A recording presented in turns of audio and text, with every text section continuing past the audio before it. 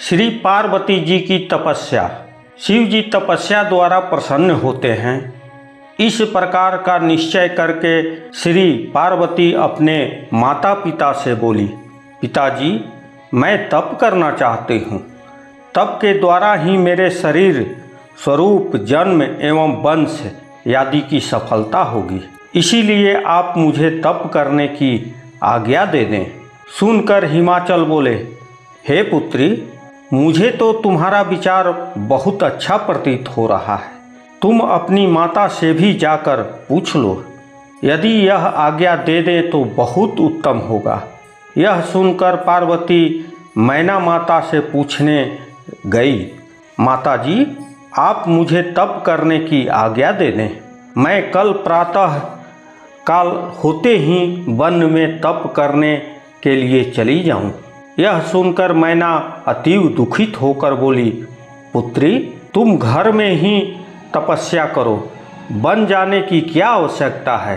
तप करने से वन में अनेकों दुख होते हैं।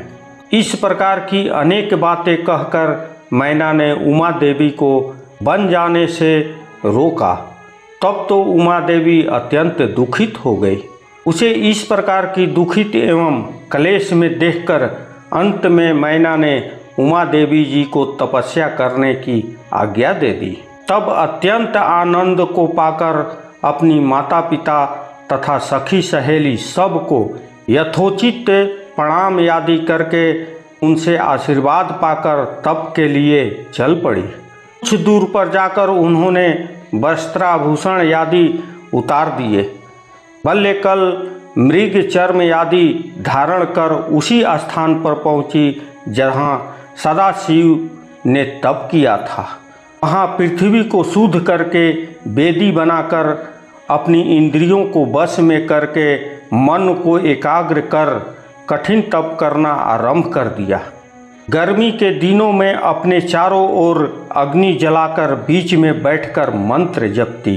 वर्षा का कष्ट सह सह कर शीतकाल में शीतल जल में बैठकर मंत्र जपती। खाना पीना वायु आदि का सब विचार छोड़ दिया। सब मनोरथ के पूर्ण करने वाले भगवान शंकर के ध्यान में मग्न होकर मंत्र जपने लगी। इस प्रकार कठोर तप करते करते श्री उमा को 3000 वर्ष व्यतीत हो गए। उन्होंने शीत वर्षा अनेकों कष्ट सहे। इस प्रकार के उमा देवी के कठोर तप को देखकर आश्चर्य में पड़े हुए सभी देवराज